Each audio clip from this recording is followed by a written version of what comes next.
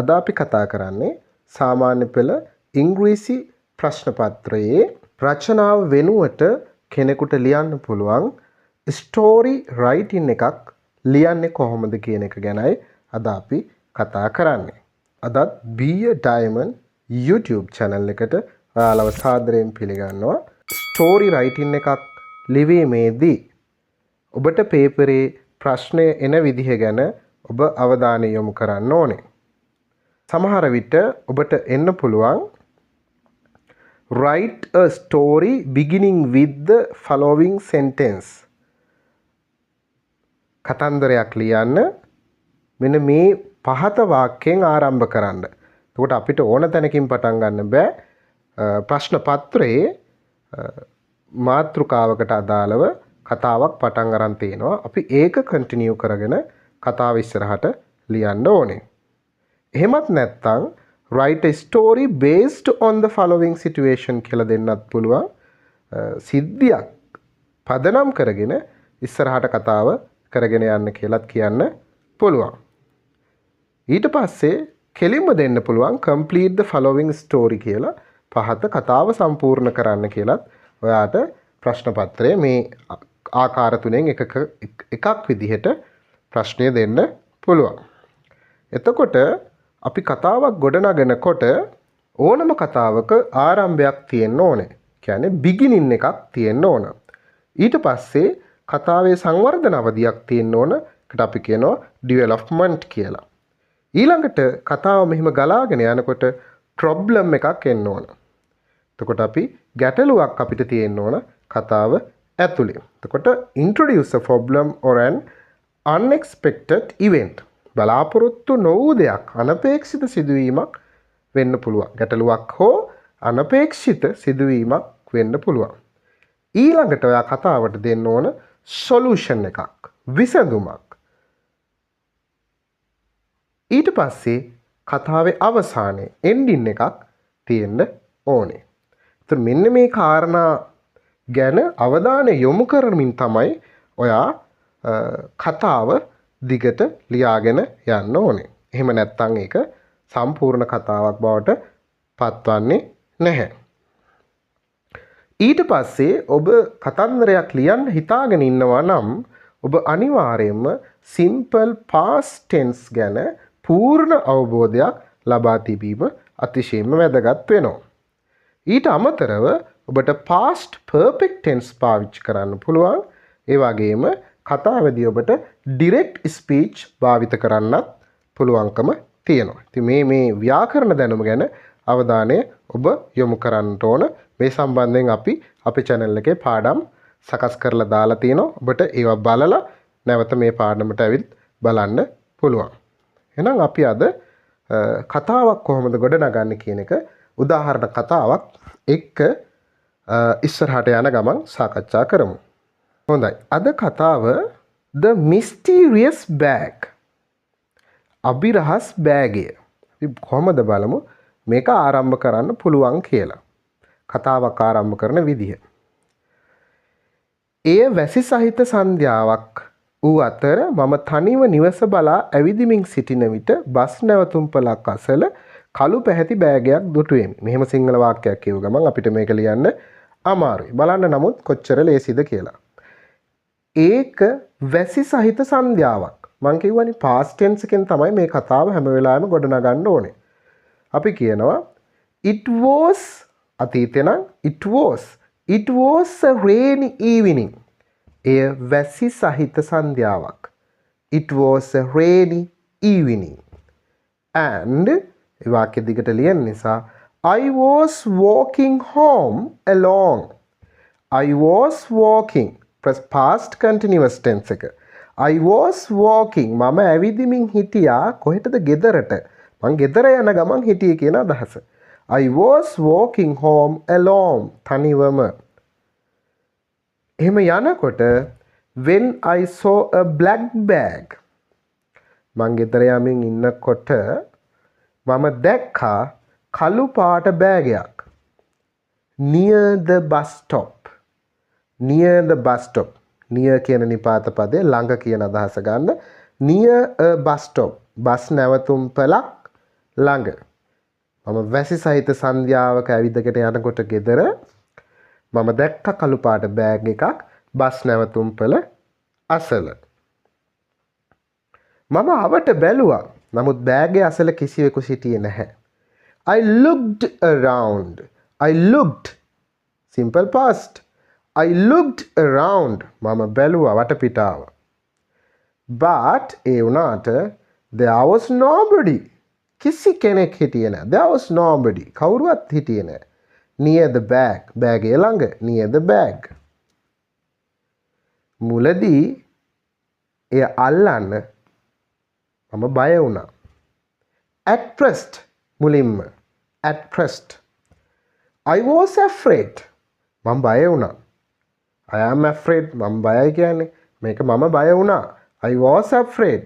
Simple past. I was afraid to touch it. ඒක අල්ලන්න, ඒක ස්පර්ශ කරන්න මම බය වුණා මුලින්. ඔන්න දැන් අපි beginning part එක ඉවර කරලා තියෙන්නේ. දැන් අපි මේ කතාව ඉදිරියට ගෙනියන්න නම් මේක development situation එකක් මේ කතාව ඇතුළට ගේන්න ඕනේ. බලමු අපි ඒක කොහොමද ගේන්නේ කියලා. කෙසේ වෙතත් කෙනෙකුට එය නැති වී තිබිය හැකි බව මම හිතුවා.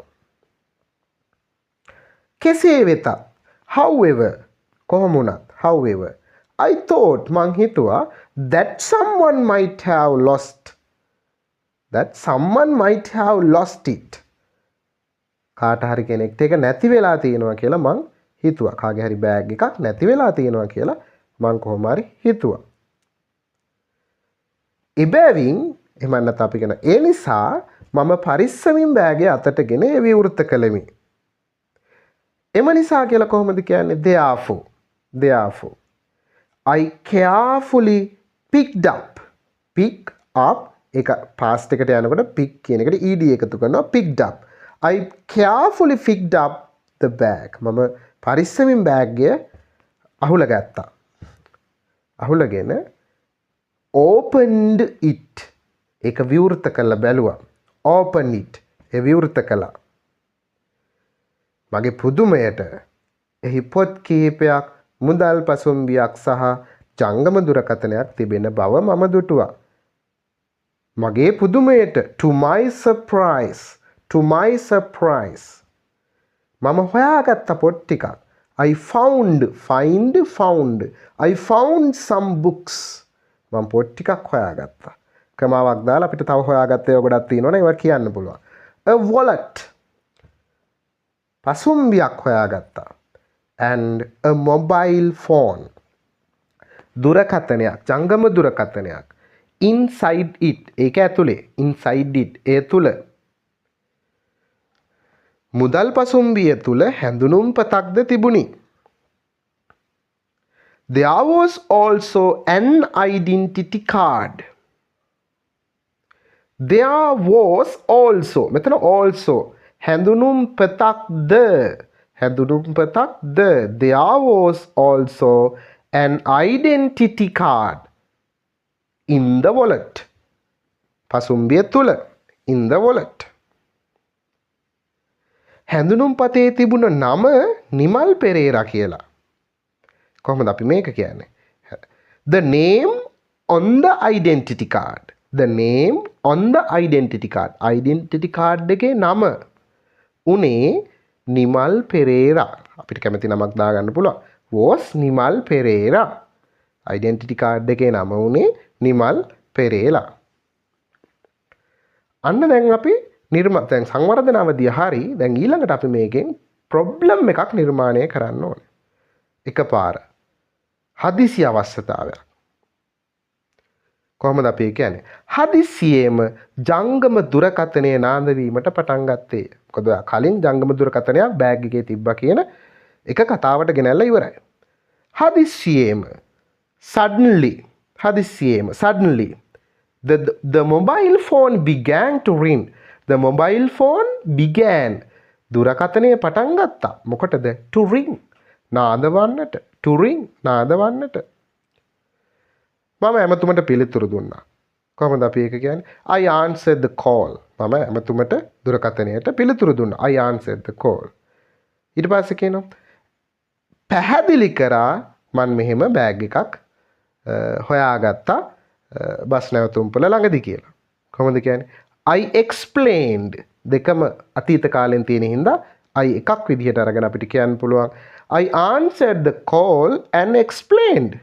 මොකද්ද පැහැදිලි කරේ? අන්නේ පැහැදිලි කරන එක කියනකොට අපි that කියන එක පදේ ගන්නවා බව කියන අදහස ගන්න. I had found the bag. මම බෑග් එකක් හොයාගෙන තිබුණා. near the bus stop. Bus නැවතුම්පල ළඟ. ඇමතුම ලබා දුන් පුද්ගලයා තමා බෑගේ හිමිකරු බව කිව්වා. පැවසුවා. The caller said that he was the owner of the bag. The caller said that he was the owner of the bag. Indirect speech වලින් මේක කියලා තියෙන්නේ. ඒ ගැන අවධානය යොමු කරන්න. බෑගය තුල වැදගත් ලේඛන කිහිපයක් තිබූ නිසා ඔහු ඉතා කනස්සල්ලට පත්ව හිටියා. He was very worried. ඔහු ගොඩක් දුකින් හිටියේ. He was very worried. මොකද කියන්න අපි ගන්න because. සම්පූර්ණ වාක්‍යයක් කියනවා නම් because වාක්‍ය ඛණ්ඩයක් phrase එකක් noun එකක් පාවිච්චි කරනවා නම් because of. මෙතන අපි සම්පූර්ණ වාක්‍යයක්ම කියනවා. ඔහු ඉතා කනස්සල්ලට පත්ව සිටියා because the bag contained some important documents. ඒ බෑගයේ තිබුණා, බෑගයේ අඩංගු වුණා, the bag contained some important documents. වැදගත් ලියකියවිලි. දැන් අපිට පුළුවන් මේකට විසඳුමක් දීලා මේ අවසන් කරන්න. solution and ending. කොහොමද කියන්නේ? මම කිව්වා ඔහුට මං ඉන්න තැන. I told him. මං ඔහුට කිව්වා I told him where I was. මං කොහෙද ඉන්නේ කියලා. I told him where I was. දැන් අපි සිංහලෙන් නම් මම කිව්වා ඔහුට මම ඉන්න තැන කිව්වම වර්තමාන අදහසක් එනවා. නමුත් මේ කතාව අතීත නිසා අපි අතීතයෙන්ම තමයි ලියන්න ඕනේ. I told him where I was and waited for him. ඔහු වෙනුවෙන් බලා ඉන්න බව. මම ඔහු වෙනුවෙන් බලා හිටියා. near the bus stop. ඔහු එනකන් මම බලාගෙන හිටියා. මිනිත්තු කීපයකට පස්සේ මේකට වාක්‍යයකට සම්බන්ධයක් නැහැ. මේවා ෆ්‍රේස් විදිහට පාඩම් කරගන්න. A few minutes later. විනාඩි කිහිපයකට පස්සේ. A few minutes later. A young man came. තරුණ මිනිසෙක් ආවා running දුවමින්. A young man came running towards me. Towards me. TOWARDS. Towards me. මගේ දිහාට තරුණයෙක් දුවගෙන එමින් හිටියා. මිනිත්තු කිහිපයකට විතර පස්සේ මේ සිද්ධිය වෙන්නේ.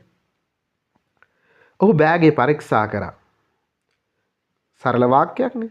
simple past tense එකේ. He checked the bag and ස්තුති කළා උණුසුම් විදිහට. thanked me warmly.